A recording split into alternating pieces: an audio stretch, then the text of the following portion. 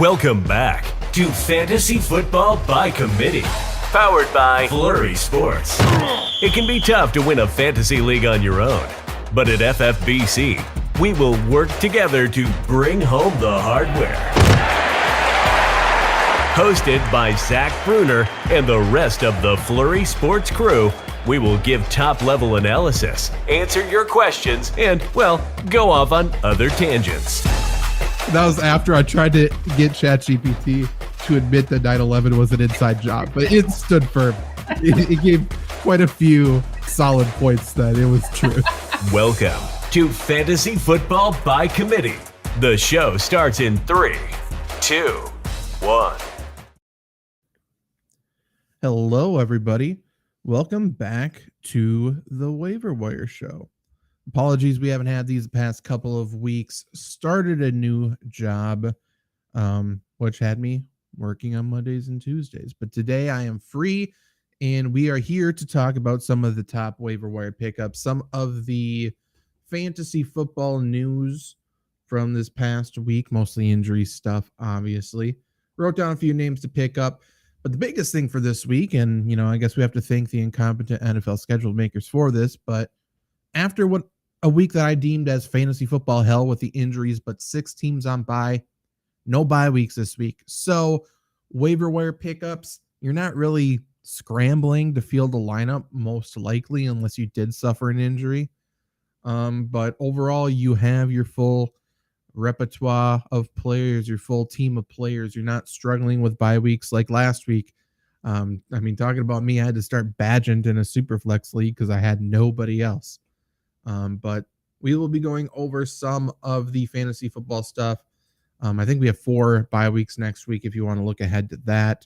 But obviously recording this on Monday for people watching this video after the fact. So we still have Monday Night Football to talk about. We still don't know the status of Christian McCaffrey, I suppose, technically. Seems like he's playing. Seems like Debo's out for a couple of weeks. But that's the situation. Anybody watching this, jump in chat and ask whatever the hell you want, whether it be fantasy football trade questions, whether it be waiver wire pickup questions, or anything else. Probably not start sit questions yet. We'll leave that to Wednesday when we do our live ranking show right here as well. But let's start this the same way we usually do. Let's talk about the trending players over on Sleeper Fantasy. Obviously, Sleeper is like the sharps, right? Like the most the people who are most dedicated to fantasy football, I feel like, are playing on Sleeper Fantasy. So you see the ownerships there are a little different than ESPN. Most people play on ESPN, so we'll talk about ownership percentages over there in a little bit.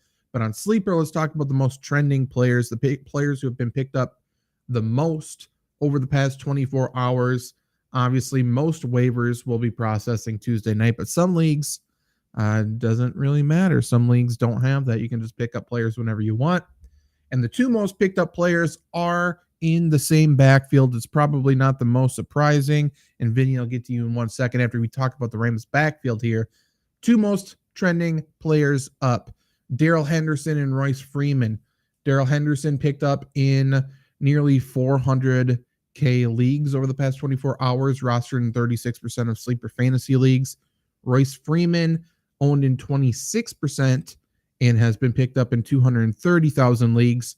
And to nobody's surprise, if we just correlate that data the other way, Zach Evans is the most trending down player, the most dropped player over the past 24 hours, 274,000 drops.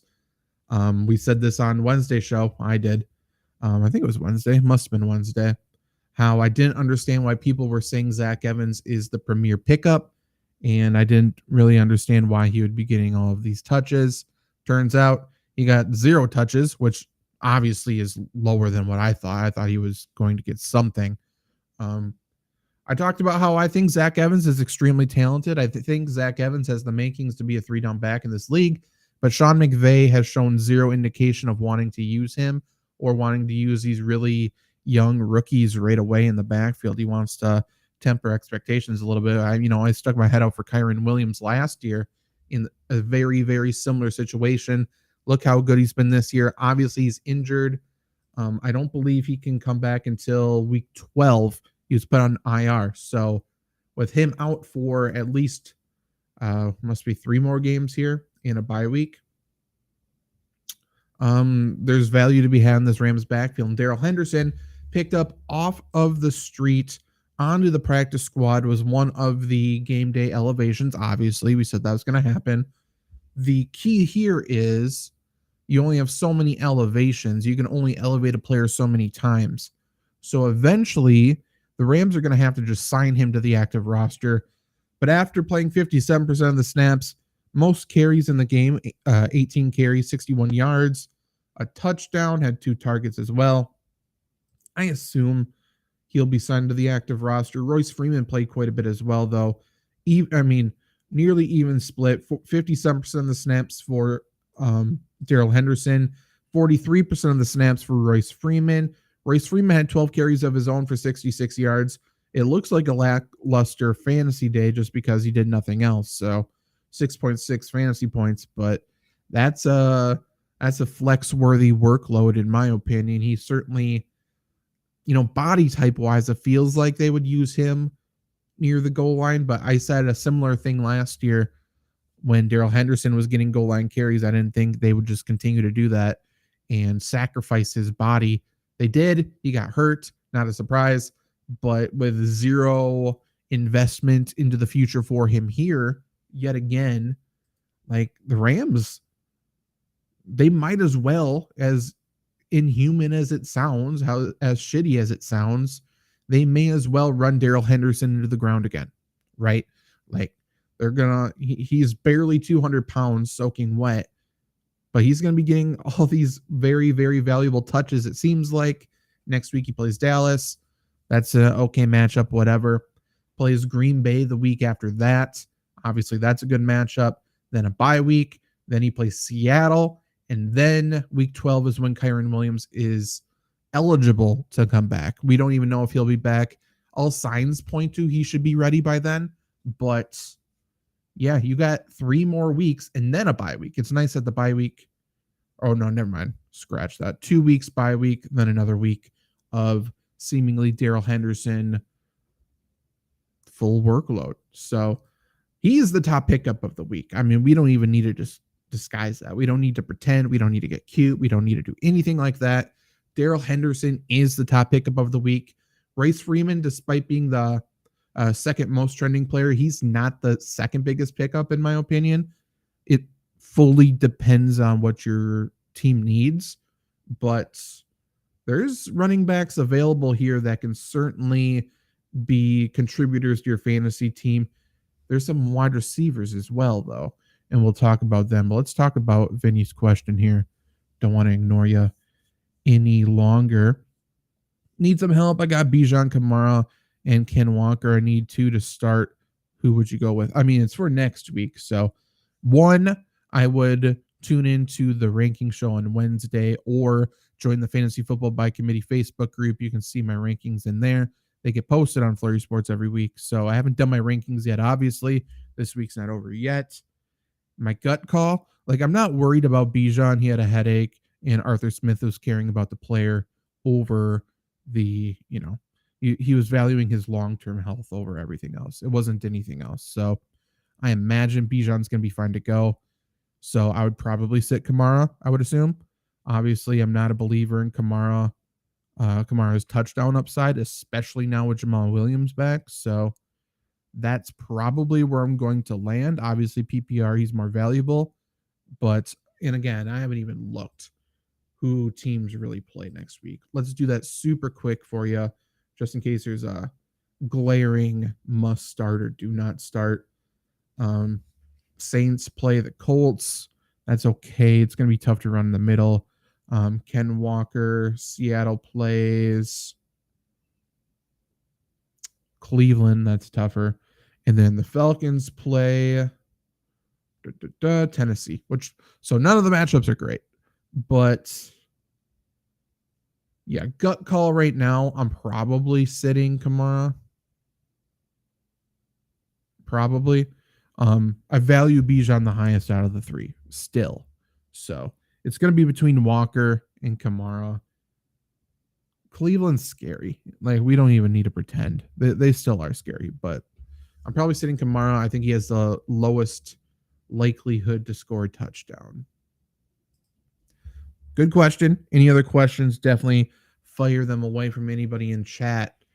But let's talk about some other players who are trending on Sleeper Fantasy right now. Number 3 most trending player, Deontay Foreman. And there's going to be people who get burnt with this. But, like, I like Deontay Foreman. I think he's a solid player. 15 carries last week and looked good. And people were still kind of giving him shit, saying he's not a worthwhile pickup. I mean, obviously, he shut some people up this week, right? 3 touchdowns, including 1 through the air. Very impressive performance. It was against the Raiders. Next week, looking at it, he's got the Chargers. That's another matchup he can certainly exploit. The issue is Roschon Johnson is most likely back. He didn't get cleared of a concussion this week, which was weird. I mean, everyone, concussions are weird in itself. Everyone's on their own timeline, is what it is. So it's not like it's tough to predict when someone's going to come out of it, but I can't imagine he's still in concussion protocol next week when Roschon Johnson comes back. I'm not saying Roschon Johnson's going to be, an 80-20 guy, like him being the 80. I don't think that. I think Deontay Foreman is more than worthy of seeing touches. I think he's proven that for the Bears in a big win over the Raiders. So I could see a 50-50 like split. Obviously, Roschon Johnson is more talented. He is capable of doing more.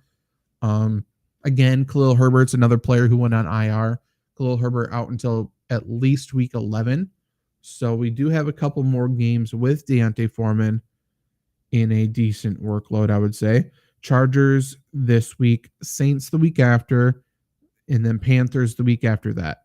Then week 11, Khalil Herbert is eligible to come back. I would assume he does come back. I think it was an ankle injury, if I am remembering correctly. But yeah, I think Deontay Foreman's a fine pickup. I think he's a flex going forward. I don't expect him to get 15, 16 carries like he did the past 2 weeks, but I think 12 carries is very, very, very doable for Deontay Foreman. And maybe his receiving production comes down a little bit. Only 1 catch the week before, but 5 targets last week. Very impressive. He's one of the better pickups. Again, if you are getting absolutely decimated in your running back depth, he's a guy you can pick up and I think is worth a flex start this week with Roschon Johnson back. If somehow Roschon Johnson doesn't come back yet, I mean, Deontay Foreman is going to be, against the Chargers, he's going to be a very, very, very solid RB2 start, maybe low-end wide or running back 1 upside. I mean, that's kind of stupid to say, I suppose, after a 30-plus point week, obviously has the upside. But, I mean, if they get in the red zone, like, I don't know if Justin Fields is going to be back yet. And it seems like if they get in the red zone, they want to run the football. They certainly weren't looking towards Cole Kmet this week, I tell you that much. Ralph has a question for tonight. Do I play Madison or Mason? Not sure if CMC is sitting. I mean, you're going to know. You will know. Unless you have to lock it in right now for whatever reason. Maybe you can't get to it later. I'm pretty sure Christian McCaffrey is going to give it a go, at least. Or do the 49ers get up by so many points where they can dial him back? Maybe he's already going to be on a pitch count. Who knows? Regardless, I'm going to go Madison. I'll go Madison. If we find out that Christian McCaffrey is for sure out fully and you're able to get to your lineup, then I think it's more of a coin flip. I think I would go Mason if we know Christian McCaffrey is for sure out. For sure out. But as of right now, sounds like he's going to at least get some run. You know what I mean? So I'm going to go with Madison. I'll go with the lead ball carrier on a football team. And he should get a fair amount of receiving work tonight. So if you're in PPR, that's, even better. Do I have any other running backs to talk about so we can just stay on theme? Obviously, Jerome Ford got injured, had a big run, then he hurt his ankle. He was in a walking boot after the game, which suggests obviously not great things.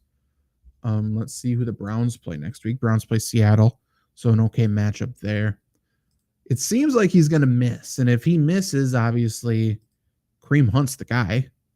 I think Kareem Hunt is worth a, pickup regardless. But now that the fact that he's possibly the lead ball carrier, I mean, he's the most talented player in that backfield already. He was playing hurt this past week, still scored 2 touchdowns. One, I think, came when Jerome Ford was still in the game. Obviously scored last week as well. But yeah, Kareem Hunt is a good pickup. I'm just trying to order these in my mind right now. Let's assume Jerome Ford's out. Sounds like he's going to be out. I still want Darrell Henderson first. I think, despite, the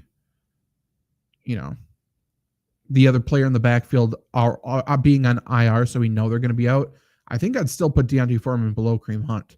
I think for the running backs this week, I would order it Henderson, Hunt, Foreman, Freeman after that. I think that's where I'm at. I'm not messing around with the Arizona backfield for whatever it's worth.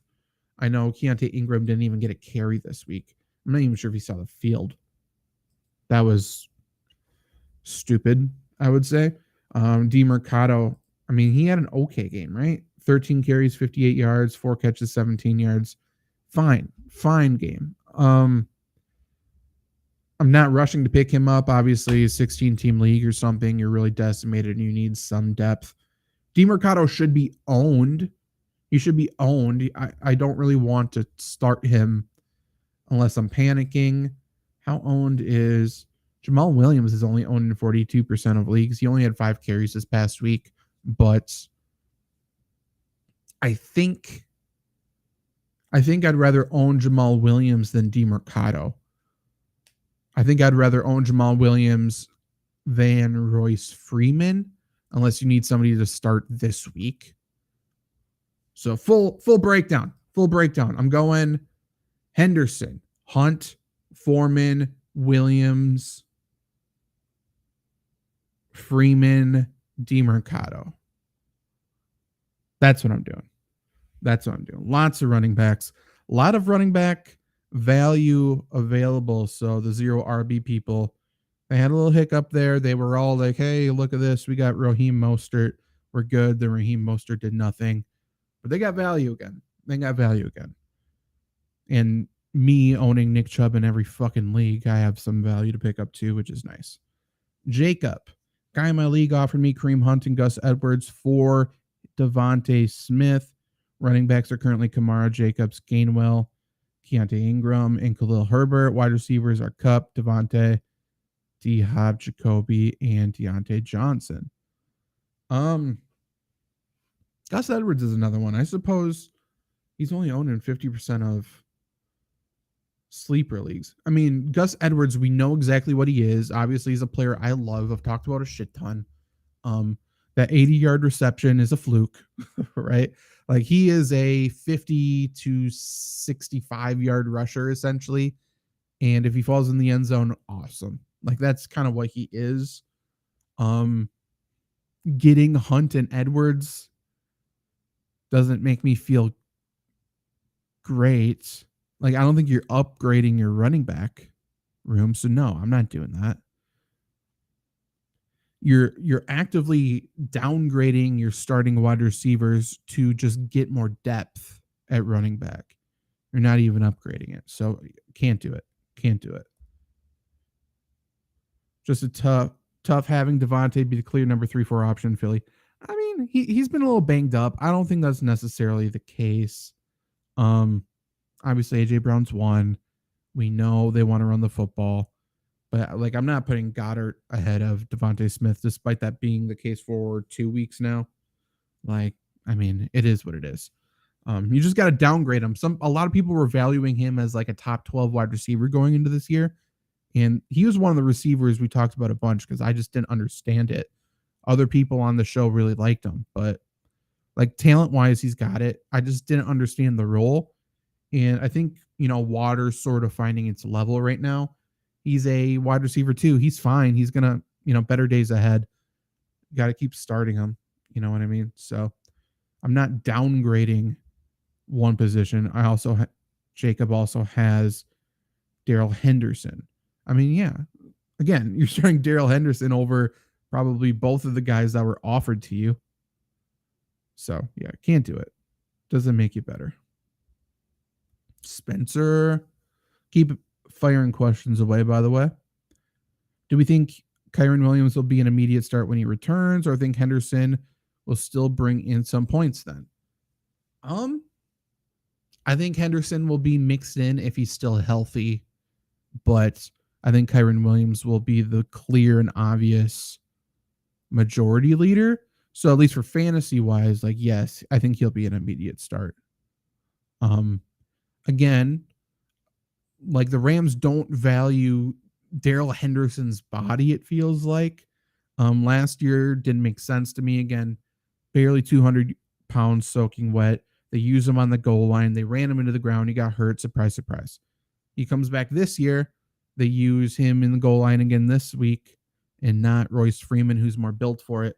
I think they're going to run Darrell Henderson into the ground over the next few weeks, which is kind of good for fantasy, I suppose. I'm not putting any amount of money on him being healthy when Kyren Williams comes back. But if they are both healthy, then Kyren Williams is just way more talented. Way more talented. And this is bias. There's bias here. Okay. I'll put that up front. I was saying they needed to play Kyren Williams over Darrell Henderson last year. So that's the case here. C-Cap? Cap? I'll just say Cap. Do I trade Mike Evans for DJ Moore and Kareem Hunt? That's an interesting trade. If you are extremely desperate at running back, I don't hate it. But what did Moore do this week with Badgett? I know he had a big catch. I was watching it at that point. 8 for 54. Like, I'm fine with it. I don't hate this trade. I would prefer, like, I assume you're struggling at running back and that's why you're doing this. I would prefer to include one of your trash running backs and getting a better running back in return. But in a vacuum, if this is the best offer you can get, then I'm fine with it. Assuming you don't have to drop somebody good. Few questions from, wrong one. From A&J here. Trade Justin Fields for Stephon Diggs. Sure. Oh, a few questions here. Okay, so trade Justin Fields for Stephon Diggs. Sure. Trade Justin Fields and CeeDee Lamb for Diggs. No. My wide receivers would be Amon-Ra, Diggs, and Ayuk. If you have to include CeeDee Lamb with Fields, no. Like, better days ahead for CeeDee Lamb. And Justin Fields, better days ahead for him. Obviously, he'll get healthy. I don't hate trading away Fields just because, I mean, honestly, if you don't have one of a couple different quarterbacks, I feel like you can stream it and be fine. But yeah, not a trade I would make if you're including CeeDee Lamb. CeeDee Lamb is still, to me, a low-end wide receiver 1.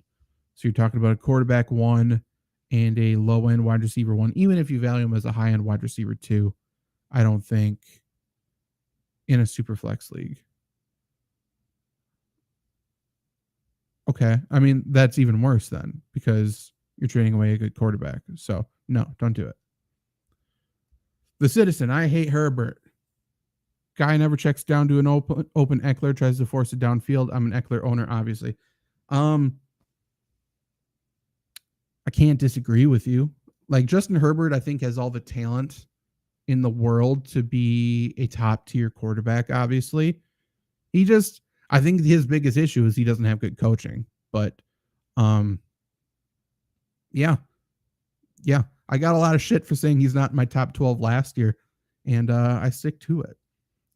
He doesn't have it, whatever that is. You know what he has? He has a lot of Phillip Rivers in him when the fourth quarter hits. He just forgets how to make decisions. And I think that's the case for that entire Chargers team, obviously. Spencer, one of his auto-drafted leagues, he has Jamar Chase, Kupp, A.J. Brown, and Thielen. Okay, good auto-draft, I guess. 2 is his quarterback, Jonathan Taylor, Breece Hall, the main running backs. Jesus, did you have a question earlier? Oh, yeah. Do we think Kyren Williams is an immediate start? I still think he's an immediate start. Looks like you don't have to. Looks like your team's pretty good. A&J just traded Patrick Mahomes for Breece Hall, Amon-Ra, Justin Fields, and Tony Pollard. I love that.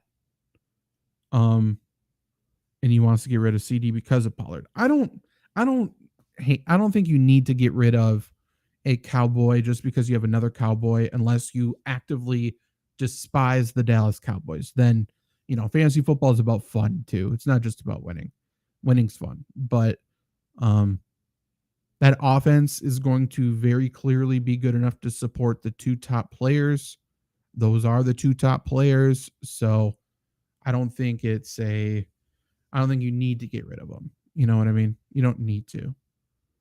But if you want to, if you hate the Cowboys, if you're an Eagles or Giants fan or something like that, or honestly, any fan base, because fuck the Cowboys, then that's fine. Justin Herbert's a poor man's Tony Romo. I don't know if I'd go there, but maybe it's not that far off. We just need to stop talking about him in the same breath as Joe Burrow and players like that. Like, we can't be like, oh, we got this new wave of elite quarterbacks. We got Patrick Mahomes. We got Joe Burrow. We got Justin Herbert, Josh Allen. Like, there's a couple players here that don't look like the others. There's some players here that actively throw away games. And Justin Herbert's one of them. He needs a better coach. Any positive outlooks with the Pittsburgh running game in the coming weeks coming up? Let's look at their schedule really quick. But boy, there's multiple issues there. Bad scheme. Offensive line isn't fantastic. I'm not going to put this all on them. Whoops, why did I just type in Steelers? That was stupid. Najee Harris is slow as hell. Suddenly, the Steelers beat reporters this offseason that called him fat. Suddenly, it doesn't seem as out of line. Like, he needs to trim down a little bit and he'll be better. He's playing too heavy right now. And I'm not fat shaming him, obviously. That doesn't mean much coming from me. I can't be doing that. But it feels like he's playing at too heavy of a weight. He's the 3rd heaviest running back in the NFL after Derrick Henry, who can do whatever the hell he wants, A.J. Dillon, who is slow and terrible as well, and Najee Harris just playing too slow. He's got Jacksonville, Tennessee, Green Bay, Cleveland. So Jacksonville, I think, is fine. I think you can run against them. Tennessee's kind of tough. Green Bay, obviously, you can run against. And then the weather gets colder too, which could help. Obviously, at Cleveland, at Cincinnati, in not Heinz, Acrisure is how it's called now, in Pittsburgh for Arizona, New England.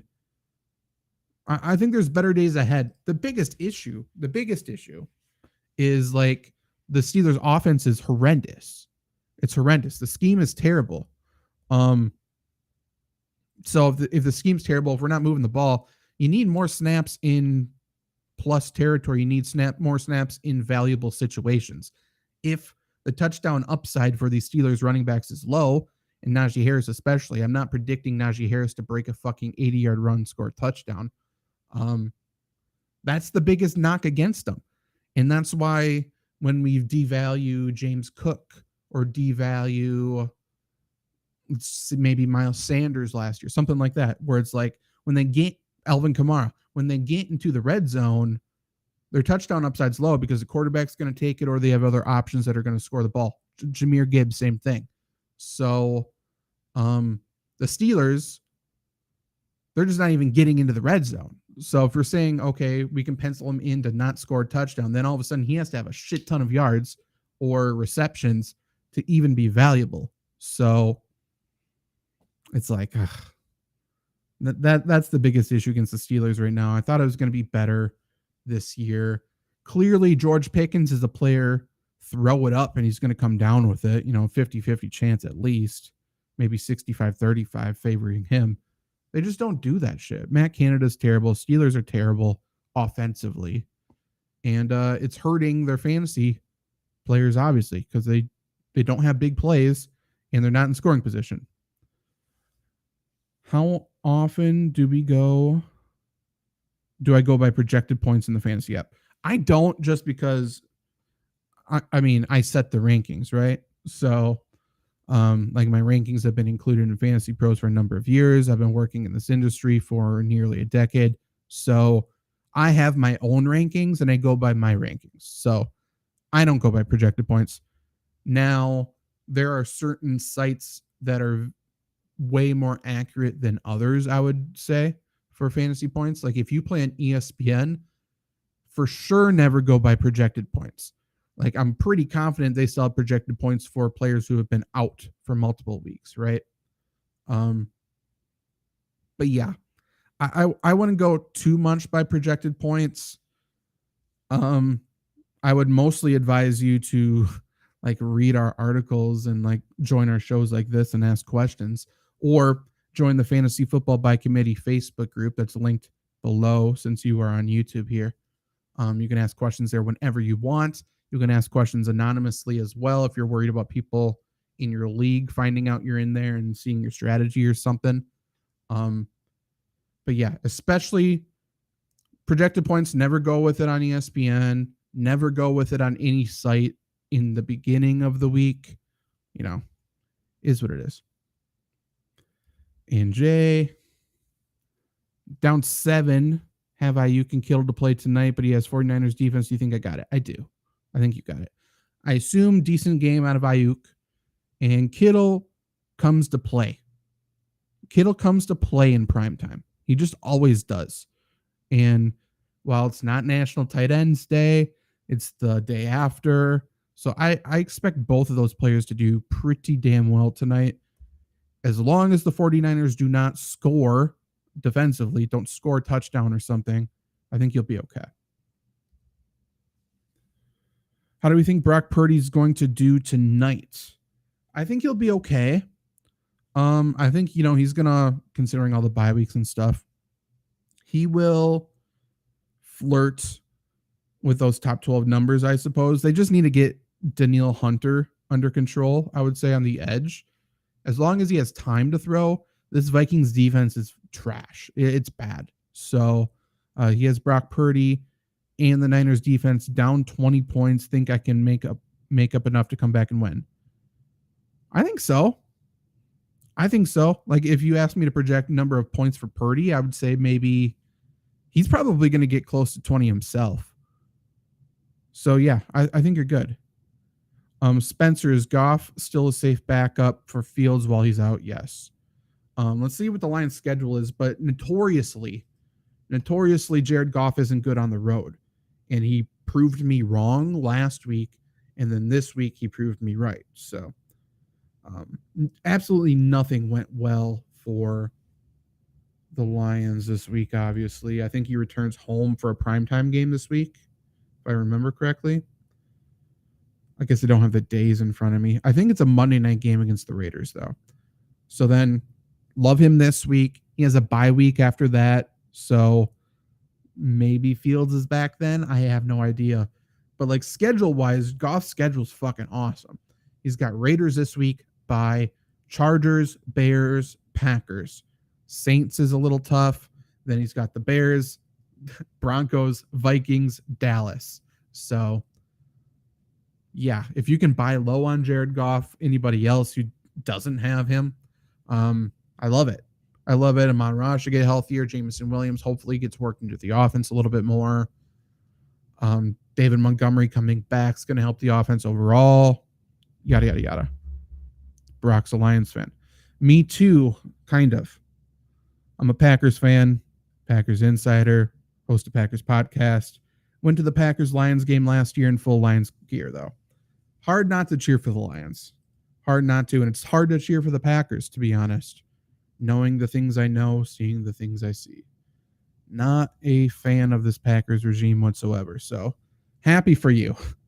Happy for you for sure. I hope the Lions fucking win the NFC. It's going to be tough, though. Other players. Let's go back to the trending page just to see.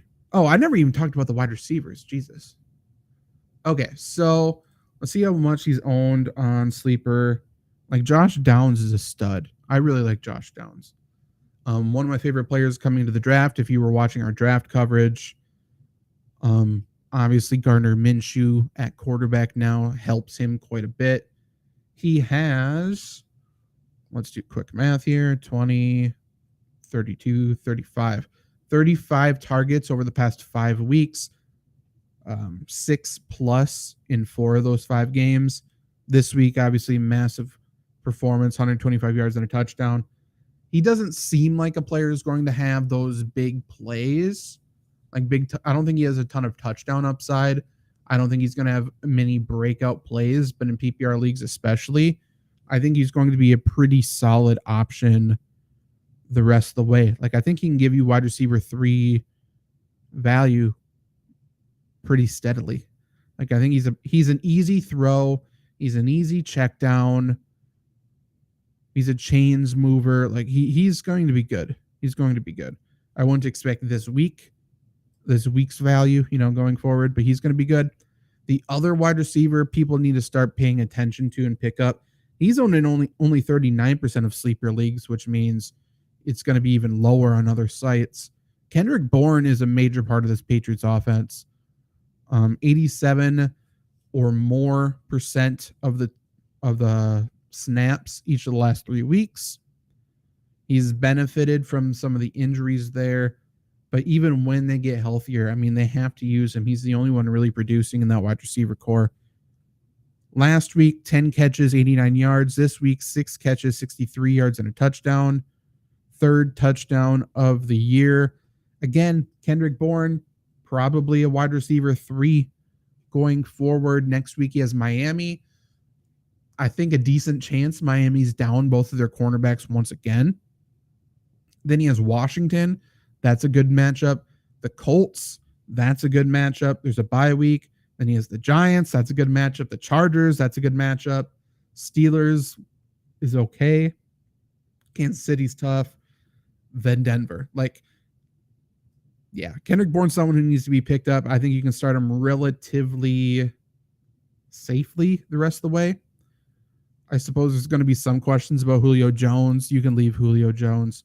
I love him. I hope he is a consistent contributor on the Eagles, but, it's not going to be super consistent, at least for fantasy football. So leave him be. But yeah, definitely go pick up Kendrick Bourne. Definitely go pick up Josh Downs. You don't need to pick up Jake Bobo. I think he's good. I think he makes the Seahawks a lot better. Obviously, one of 2 talented rookies there. Once DK Metcalf comes back, which I imagine is next week, then Jake Bobo is non-existent, unfortunately. So leave him be. Jackson Smith and Jigba, I think, I said he was going to have a bigger role coming out of the bye. Obviously, 48 yards last week.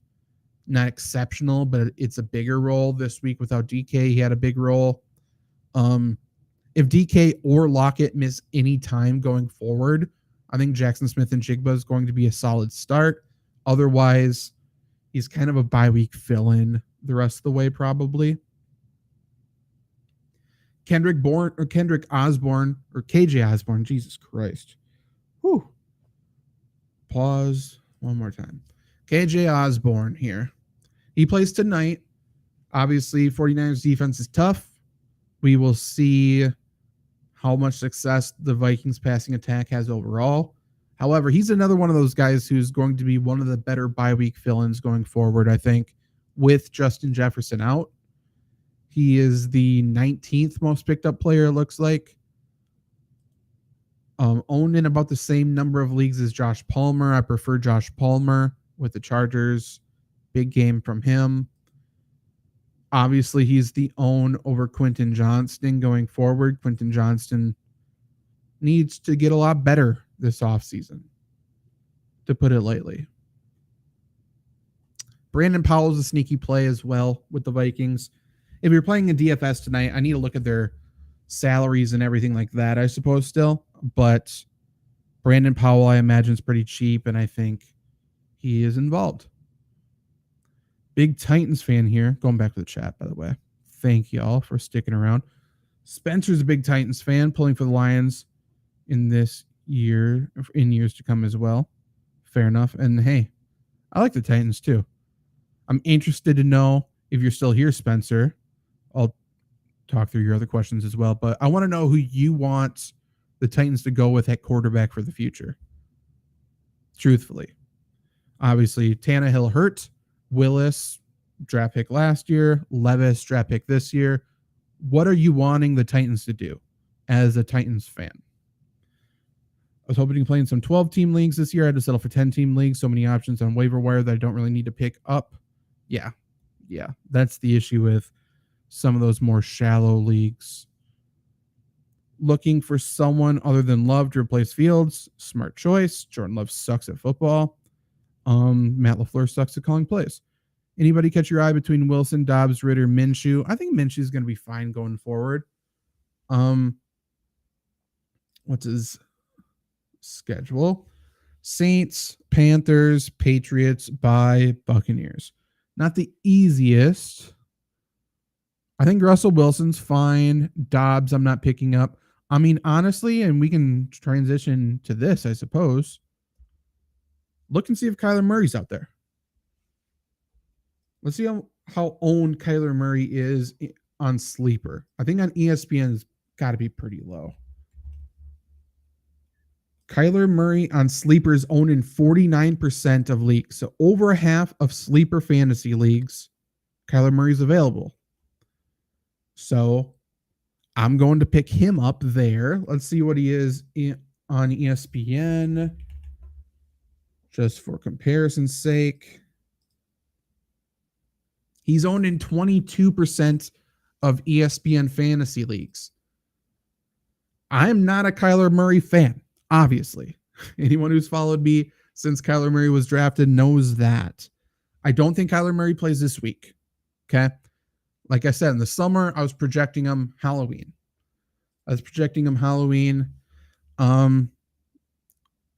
So I think week 9 is fair. I do. And Cardinals play the Browns week 9. It goes Browns, Falcons, Texans, Rams, Steelers, then a bye week. Yeah, I mean, if anybody has any roster space right now, go pick up Kyler Murray, man. Most people don't have a quarterback that you can confidently start, I think. Given how the quarterback position has played this year, let's talk about quarterbacks where I would not go for Kyler Murray.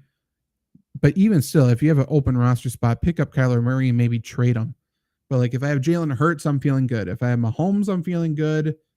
Josh Allen, I suppose I'm feeling good. I don't even. Here we go. Lamar Jackson, I'm feeling good. Tua. Is that it? I think that might be it. I'm checking in on Kyler Murray for anybody else. Justin Herbert, I'm probably feeling fine. But like if you're a Geno Smith owner, obviously if you're a Deshaun Watson owner, Stafford, Jared Goff, Trevor Lawrence, Kirk Cousins, go check out what Kyler Murray has to offer. See if Kyler Murray's available. Obviously coming back from a knee injury, we'll see how much he runs. I assume he's going to be a little conservative right away, which is going to frustrate some people. But Josh Dobbs, is fantasy relevant right now. Couple rushing touchdowns, obviously, but obviously Kyler Murray can do that as well. But yeah, over half of sleeper leagues, in over 3/4 of ESPN leagues, Kyler Murray is available, which is kind of mind blowing. Go pick him up. Go see if he's available.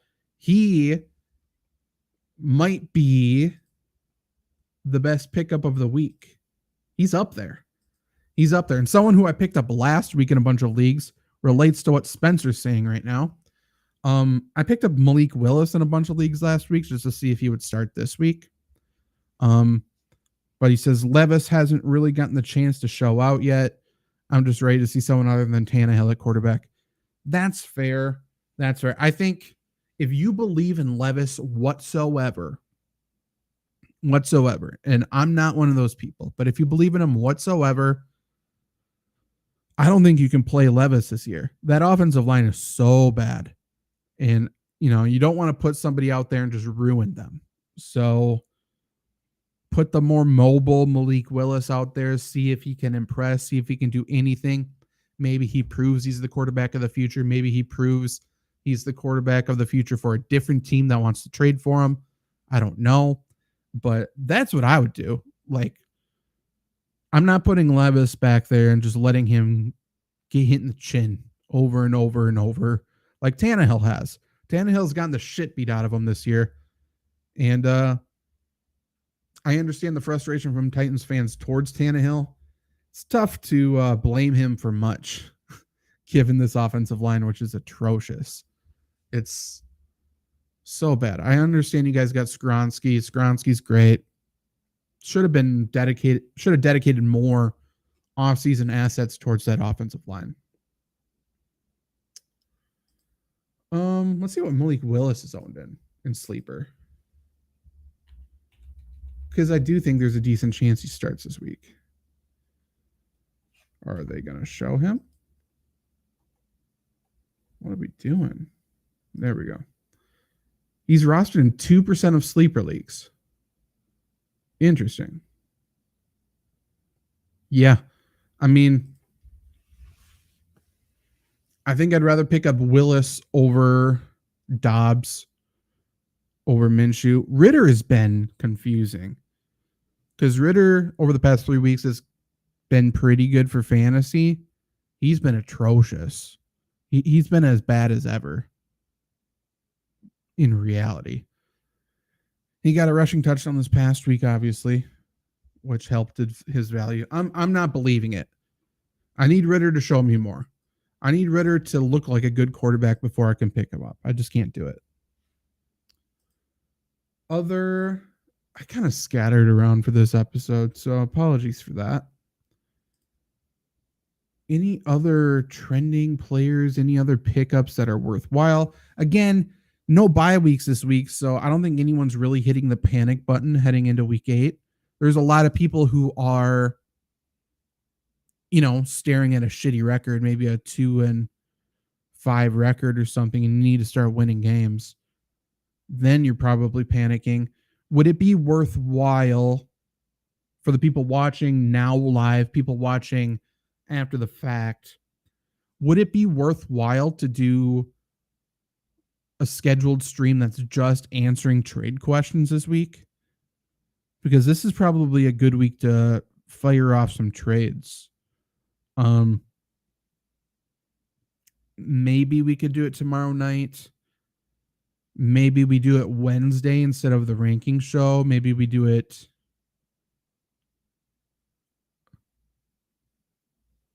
Yeah, I don't know.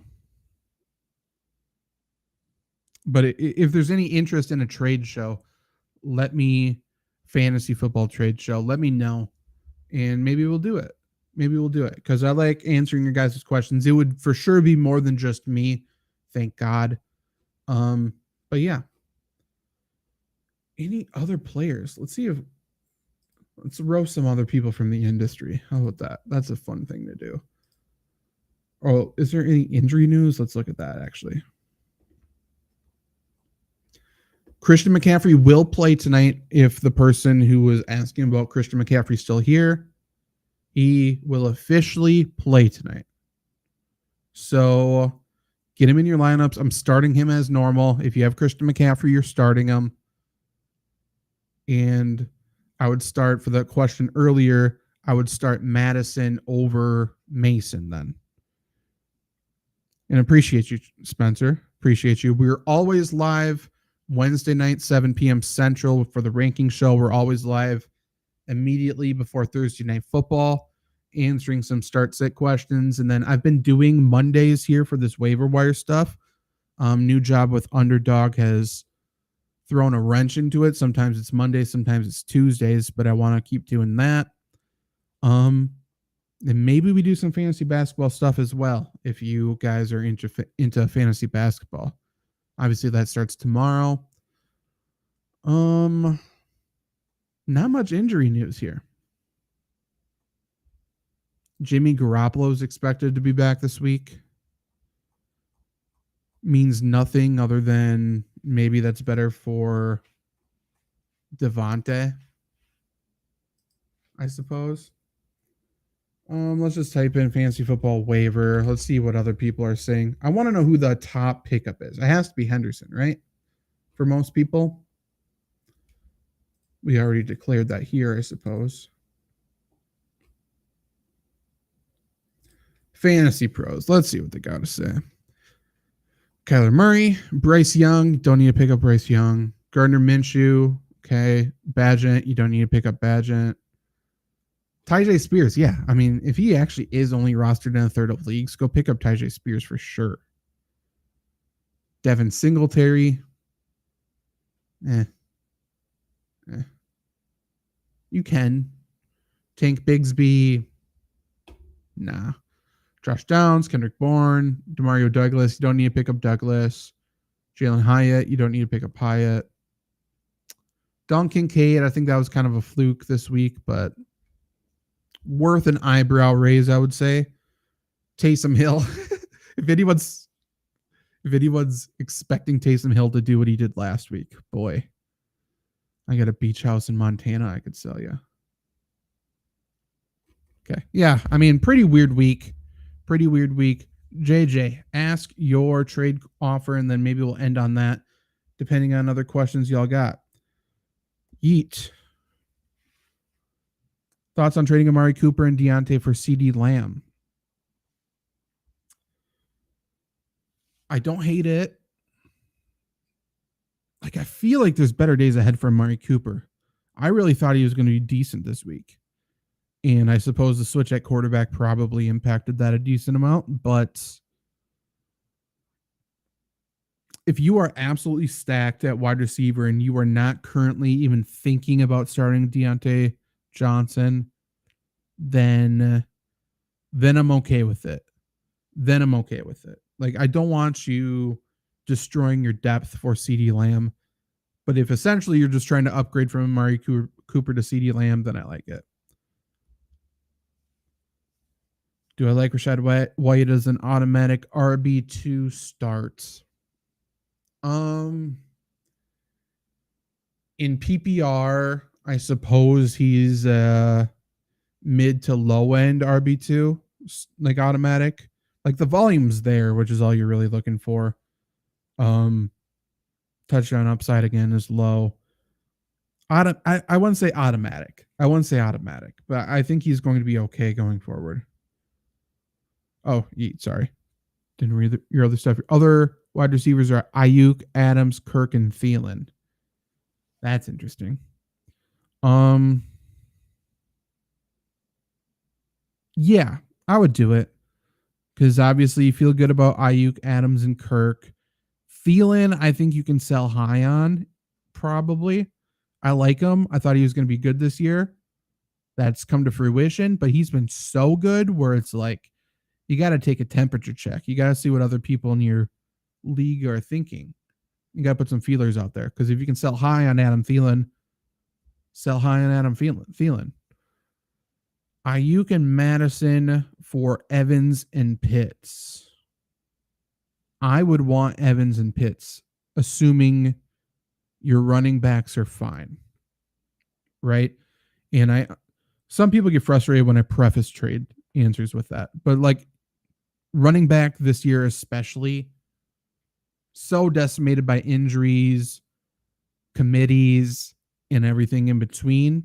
So like you got to have depth at running back. So I wouldn't destroy my running back depth for this trade, but I think Pitts is fine. So I think if Pitts is an upgrade for you, then sure. Not a trade I think you have to make, though.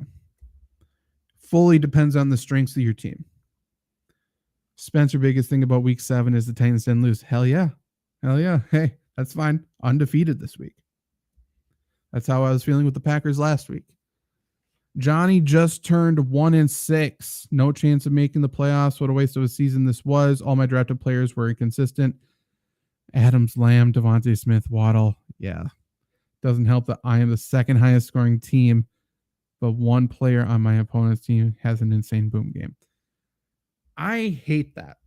And I will say this. One, I'm working on developing a new type of fantasy league. We are testing it this year, and then it might come to possibly fan tracks next year if everything works out the way I want it to. And I think this type of situation, first off, it's just different things that are fun about it, different ways, more strategy. But this could help, the people who are scoring so much. You have a good fantasy team. You just get, a bad beat essentially every single week, a bad luck because you play the highest scoring team. There's more compensation for the teams that are losing while scoring a ton of points, right? So I think there's one.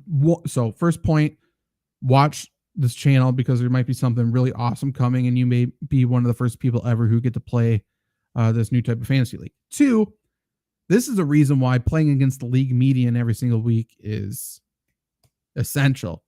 A lot of sites now, for sure, Sleeper, Fantrax, and maybe I think Yahoo has it as well. You can have it so you play against the league median every single week. So there's an opportunity to go, 2-0, 1-1, or 0-2 every single week. But if you're the second highest scoring team, you would have gotten a win in a bunch of those other weeks, right? So I think that keeps fantasy a little bit more fair. I understand the reason for people not liking it, but playing against the league median, I think is important. I think it's smart. But yeah, any other last second questions? Otherwise, I will do a couple plugs, I suppose. Subscribe wherever you're watching. We'll be live Wednesday night with a ranking show, going over my rankings, which are on Flurry Sports and on Fantasy Pros every single week. You can also get these rankings from flurrysports.org, or you can join the Fantasy Football by Committee Facebook group. If you're watching on YouTube, there's a link in the description. It's a Facebook group where you can ask questions to myself, other people you've seen on the show, and other people in the fantasy community every single day, all year long. You can ask questions anonymously as well. So if you don't want people from your league finding out where you're asking questions, getting advice, knowing your strategy, yada, yada, you can ask questions anonymously, but you can ask start-sit questions, trade questions. We can rate your team. You can answer questions for other people as well. I just want it to be a growing fantasy football community. I want to grow and build one of the best fantasy communities here on the internet. There used to be some cool pockets on Twitter, on other places, but it's turned super toxic, super weird, super clickbaity. Not into that, not wanting that. So Fantasy Football by Committee, go join that group on Facebook and help grow this new community. It's really useful to help you, obviously, every single week. If you need really quick advice, it's a great spot for it. Johnny, understand that there's luck involved, but I feel like you must have a stack in order to be successful. I don't think so. I'm not big on stacks for season-long leagues. And I'm not against them, but I don't think you need it. Like, obviously, stacks are useful for best ball. Stacks are useful for daily leagues. But for a season long, it's just, players this year are extremely inconsistent, and it fucking sucks. Like, I don't know. You had bad luck. And like, we both know the players on your team are good. They should have been good. Injuries to them, injuries surrounding them, for the most part, that's the situation there. Really hurts you. And that's kind of been this whole fantasy year. This fantasy year has been, it's been weird. It's been weird. A lot of international games, shit ton of injuries, weird schedules. And I think, like, I think the way that they do their off-season programs and training camps and all of that, I think it's not useful, or it doesn't contribute to good football. Like, the way everything's happening, like, teams are kind of just finally starting to settle in and get into their own. But when people aren't ready to play football, it leads to bad football, and it leads to a shit ton of injuries. And we've seen it. Like, playing surface is a conversation to be had for sure. I think everyone needs to play on grass, but we also need to have a smart ramp up period for all of these players. We can't just go from 0 to get your head fucking taken off in a second. It doesn't work. You need to compensate people better for preseason. You need to compensate these off-season programs better. You need to do all of that. And it'll lead to more safe football. It'll lead to better football. It'll lead to all of that. But right now, the NFL keeps preaching this is what they want, and then they keep making decisions to go backwards. So stupid. Albert has a stacked team. Or he has Deontay Johnson maybe, and George Pickens. Who should I trade away? I'm assuming Deontay Johnson. Got 2 Steelers receivers, I'm assuming, is the question. I'm trading away Deontay for sure. I think he's probably going to finish the year, even with those missed games. There's a chance he finishes the year with more receptions than George Pickens, but at some point, the Steelers have to realize, just lob it up to George Pickens. He's going to come down with it. He is extremely talented. He's so fucking good. So Steelers need to use him more. I would rather have him. He's more fun to cheer for. He should be a better fantasy receiver going forward. That's who I'm trading away. I'm trading away Deontay. Sorry. PPR, who would you trade? Devontae. I'm assuming it's Devontae Adams because you spelled it correctly. Thank you for that. Devontae for Jacoby and Mostert. When I trade Devontae for Jacoby and Mostert, if you are super in need of running backs and your wide receivers are fine, then yes. Obviously, the Raiders want to use Jacoby. McDaniels loves Jacoby Myers. He plays a pretty prevalent role in this offense. So, how big of a step down is he going to be from Devontae? Probably not insanely massive. Mostert's going to have to deal with Jeff Wilson and Achane. Need to take more cold meds. Jesus. So, like, I don't love buying Mostert right now, but if you're in need of running back help, if you need to start chaining together some wins, then I would do it. Jay, in a redraft league, should I trade Gibbs and Javonte, Jahmyr Gibbs, Javonte Williams, for Bijan? 2 points per reception. I have Jonathan Taylor, Saquon, Mixon, Gibbs, and Javonte. So you're stacked. I think you could do better. I think you can do better. Like, I think Bijan's good, but I'm not saying Bijan is head and shoulders above any. But, like, I think he's a mid-tier running back one, probably. I think Javonte Williams is getting healthier and better as the weeks roll along. So I think his best football is ahead of him. Gibbs, it seems like his best football is ahead of him. I'm not saying he's ever going to be an obvious running back one.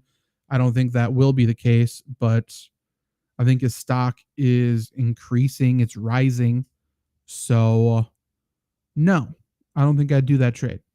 I understand packaging some of that depth together to upgrade.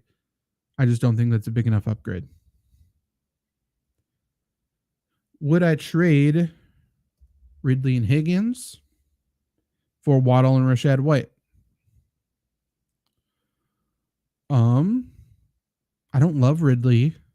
I think Higgins is going to get better. I don't love Waddle. And I think Rashad White's fine at a position of scarcity. So if you're stacked a wide receiver, then sure. I don't love the trade. I don't hate the trade. I think it is what it is. Would I do it?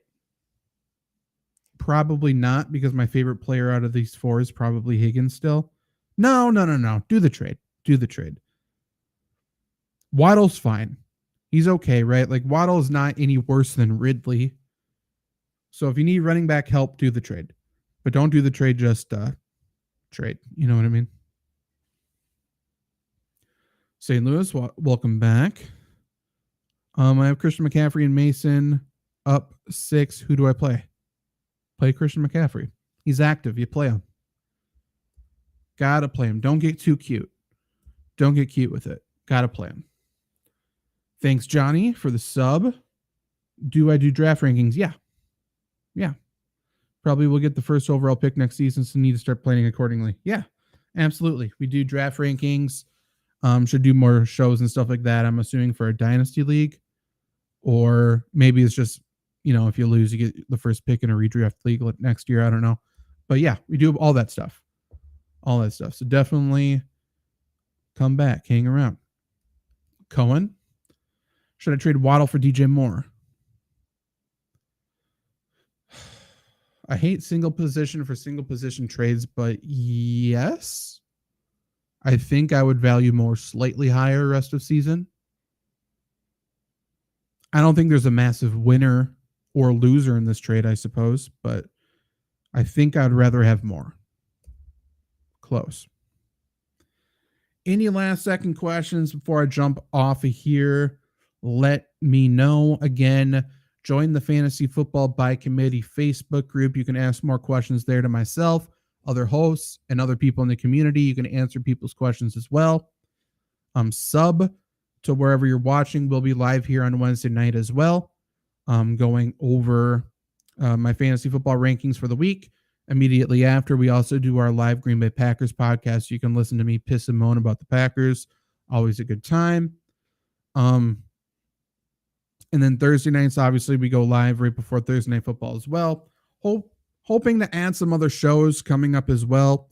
Again, if there's interest for a trade show, essentially, this week or next week, just talking about people we would trade, buy low on, sell high on, and answer your guys' trade questions, let me know. We can do that.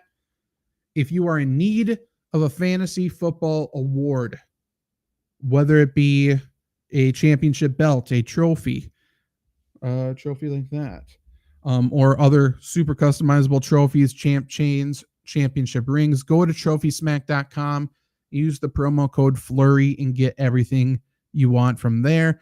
They got a deal on Shark Tank with Mark Cuban, so they're a big deal. The best trophies, seriously, in the industry, whether it be fantasy football, whether it be fantasy basketball, or other stuff. They also have customizable magnetic wall art. So it's super cool. You can switch them out super easily because there's just a magnet there. Really cool stuff at Trophy Smack. And if you want to play some DFS stuff, whether it be pick'ems, whether it be drafts, and another format coming very soon that I've gotten to play, super, super cool, go to underdogfantasy.com or download the Underdog app. Sign up with the promo code Flurry, Flurry, and you get a free deposit match up to, I believe, $500. So, you immediately double your cash right away just for using the promo code Flurry. And then you can do pick'ems, you can do drafts, you can draft against me, do pick'ems against me. And again, a new format coming very soon, which I think is going to be awesome. Let's just say you have the ability to win twice with one entry. Very cool stuff. Sounds like it's going to be a very profitable thing and stuff that we may do a lot of content on, I would say. because I love DFS pick'em stuff. I love drafts. I love all of that.